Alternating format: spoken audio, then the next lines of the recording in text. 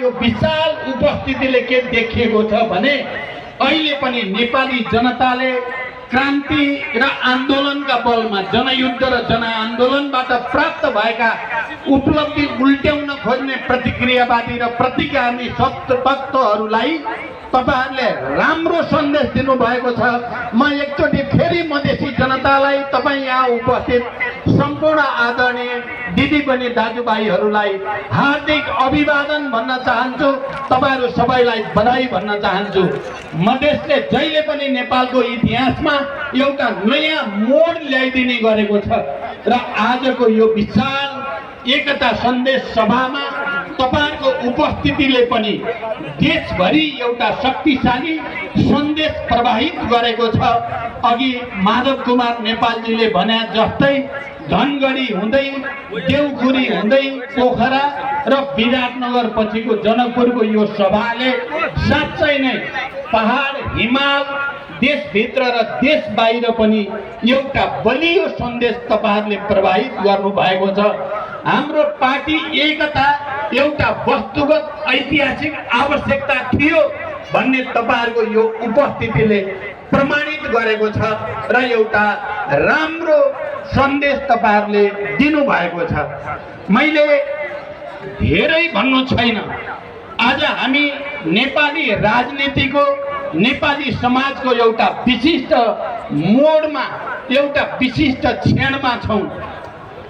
हामीले संघीय लोकतान्त्रिक गणतन्त्र स्थापना गरेपछि केही सकारात्मक पहल गरिए तापनि भने जस्तो गरी नेपाली जनताको आवश्यकता, नेपालका किसानहरूको, मजदुरहरूको, मधेसीहरूको, आदिवासी जनजातिहरूको, मुस्लिमहरूको, थारूहरूको सबैको हित र आवश्यकता अनुसार काम हुन नसकेको कुरा र त्यसबाट भित्रभित्रै जनतामा र युवा पुस्तामा पनि असन्तुष्टि बोलिरहेको कुरा जेनजी आन्दोलन गएको भदौ 23 र 24 गते जे देखियो त्यसले प्रमाणित गर्यो र हामीले त्यसपछि गम्भीर समीक्षा गरेर नयाँ तरिकाले हामीले रूपान्तरित हुनु पर्दछ र नेपाललाई फेरि नयाँ ढंगले अगाडि बढाउन हामीले आफैलाई बदल्नु पर्छ भन्ने निष्कर्ष सहित हामीले पार्टी एकताको एउटा अभियान सुरु गर्यौं र हामी आज जनकपुरको यो ऐतिहासिक नगरीमा मधेस प्रदेशको यो सदरमुकाममा हामी उपस्थित भएका छौं। आदरणीय जनसमुदाय, मैले के कुरामा यहाँहरु सबैको ध्यान आकर्षण गर्न चाहन्छु भने मधेसले अहिले भर्खरै पनि परम्परागत तथाकथित समीकरणहरूको पछि नलागेर अहिले मधेस सरकार बनाउने बेलामा नेपाली कम्युनिस्ट पार्टी र मधेसवादी दलहरू र नेपाली कांग्रेस समेत भएर यहाँ नयाँ सरकार बनेको छ र केही वर्षदेखिको तथाकथित समीकरण तोडिएको छ र नयाँ समीकरणको सुरुवात पनि मधेसबाटै भएको छ। म तपाईहरुलाई यस अर्थमा पनि बधाई भन्न चाहन्छु र यो मधेसबाट देखिएको यो सन्देश अब देशका बाँकी प्रदेशमा पनि अगाडि बढ्ने छ र एउटा नयाँ समीकरण र नयाँ परिवर्तनको चाहिँ प्रक्रिया अगाडि बढ्ने छ, यो विश्वास पनि म व्यक्त गर्न चाहन्छु। आदरणीय जनसमुदाय, यति बेला हामी राष्ट्र निकै असहज परिस्थितिमा छ भन्ने महसुस गरेका छौं। सायद तपाईहरुले पनि पक्कै पनि 24 गते भएको काठमाडौँ लगायत देशका विभिन्न भागमा भएका विध्वंसका घटनाहरू, त्यहाँ भएका हाम्रा ऐतिहासिक धरोहर जसरी खरानी भए त्यो सबैले र केही समय नेपाल राज्य विहीनताको जस्तो स्थितिमा पुग्यो। केही घण्टामा नै नेपाल निकै निरीह जस्तो देखा पर्न गयो। यो हामी सम्पूर्ण स्वाभिमानी नेपालीहरूको निम्ति निकै चिन्ताको विषय पनि हो र यसको सामना गर्नको लागि अरु कुनै उपाय हामीसँग छैन। आम नेपाली जनताको एकता, के मधेस तराई, के पहाड, के हिमाल सबैतिरका जनताको एकताबाट मात्रै हामीले प्रतिक्रियावादी र प्रतिगामी षड्यन्त्रहरूलाई परास्त गरेर नेपाल राष्ट्रको एकतालाई, यसको स्वाधीनतालाई, यसको भौगोलिक अखण्डतालाई र यसको परिवर्तनको चाहनालाई सम्बोधन गर्न सकिन्छ।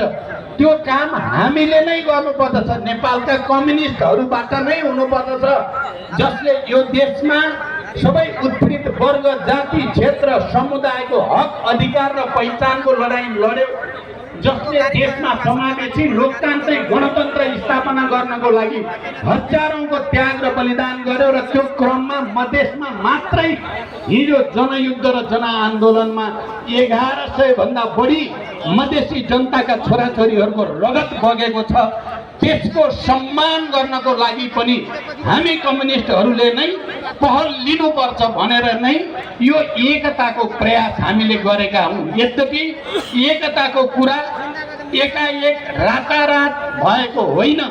हामी धेरै पहिलेदेखि नै नेकपा माले हुँदा, हामी नेकपा मसाल हुँदा उहिले 42 साल वरिपरिदेखि नै कमरेड माधव कुमार नेपाल, कमरेड झलनाथ खनाल लगायत हामीहरू लगातार संवादमा हुन्थ्यौं पञ्चायत विरोधी आन्दोलनको बेलामा र अनि जनयुद्ध सुरु भएपछि पनि माधव नेपालजी र मेरो बीचमा धेरै ठाउँमा धेरै किसिमले संवाद भएर नै देशमा 12 बुँदे समझदारी, शान्ति सम्झौता, संघीय लोकतान्त्रिक गणतन्त्र यो सबै सम्भव भएको हो। यही पृष्ठभूमिमा आज देश जस्तो अप्ठ्यारो र असहज परिस्थितिमा छ, यो परिस्थितिमा हामीले नै एकताको पहल गर्नुपर्छ भनेर यो पहल गरिएको हो र अहिले यहाँसम्म आउँदा झन्डै 17 वटा साना ठुला कम्युनिस्ट पार्टी, समाजवादी पार्टीहरू आज नेपाली कम्युनिस्ट पार्टीमा हामी एकताबद्ध भएका छौं। तर हामी यतिमा सन्तुष्ट छैनौं। हामी चाहन्छौं कि अझै बाँकी रहेका वामपन्थी पार्टीहरू पनि, कम्युनिस्टहरू पनि हामीले उनीहरूलाई पनि एकताबद्ध गरेर एउटा विशाल शक्ति सञ्चय गर्नु छ। हाम्रो ध्यान एमालेतिर पनि छ।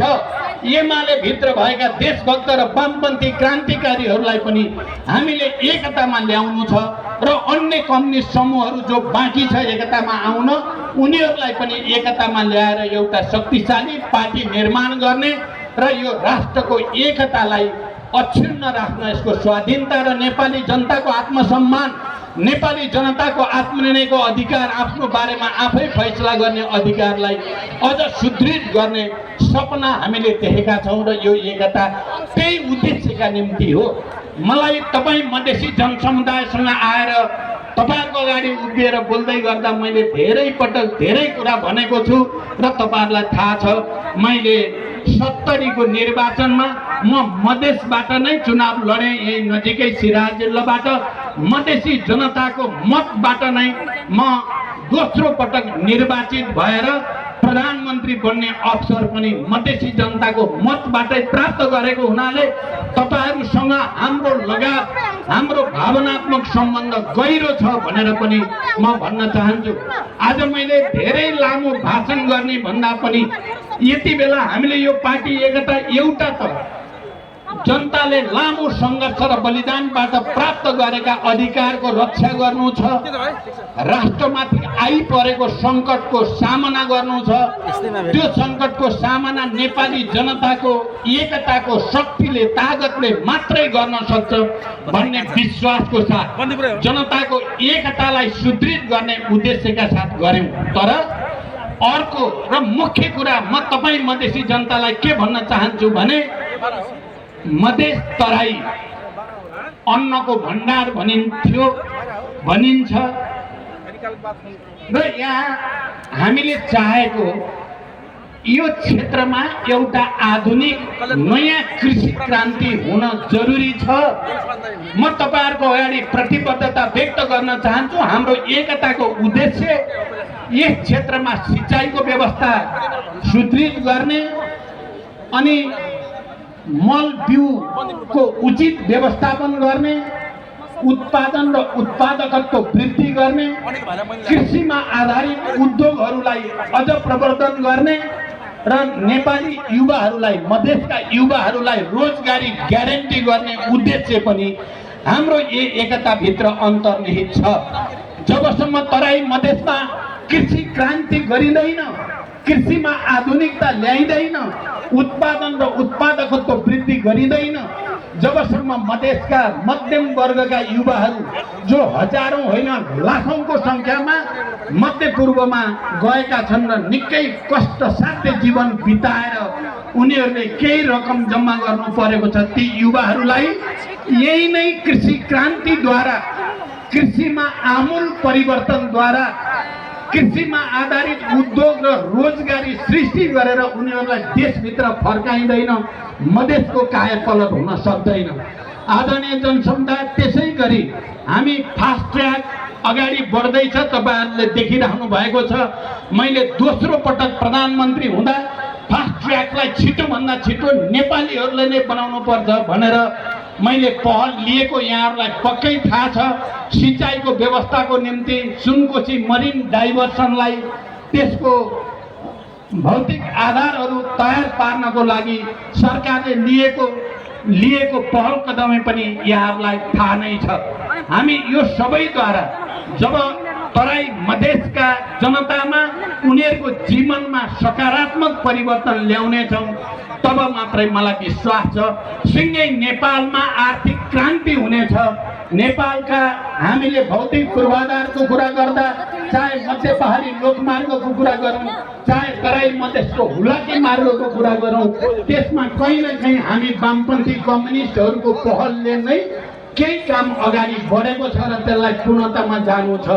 आदरणीय जनसमुदाय, अहिले जनकपुरबाट तपाईहरुले जे सन्देश दिनुभएको छ यो निकै शक्तिशाली सन्देश छ। माधवजी लगायत पहिला बोल्ने धेरै कमरेडले धेरै कुरा भनिसक्नु भएको हुनाले मैले अब धेरै भन्नुपर्ने लागेको छैन।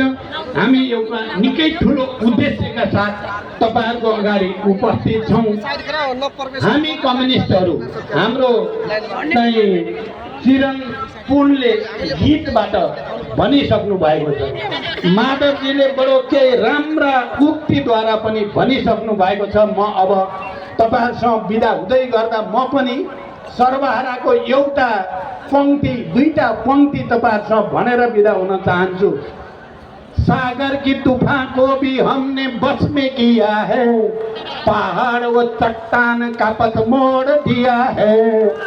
सागर की तूफान को भी हमने बस में किया है, पहाड़ व चट्टान का पथ मोड़ दिया है। होगा न कोई हिटलर कोई नवाब, हम सर्वहारा की आवाज इनकलाब, इनकलाब इनकलाब इनकलाब, हम सर्वहारा की आवाज इनकलाब। यही पंक्ति का साथ समाजवादी क्रान्ति जिन्दाबाद, समाजवादी क्रान्ति जिन्दाबाद भनेर बिदा हुन चाहन्छु। धन्यवाद, अभिवादन।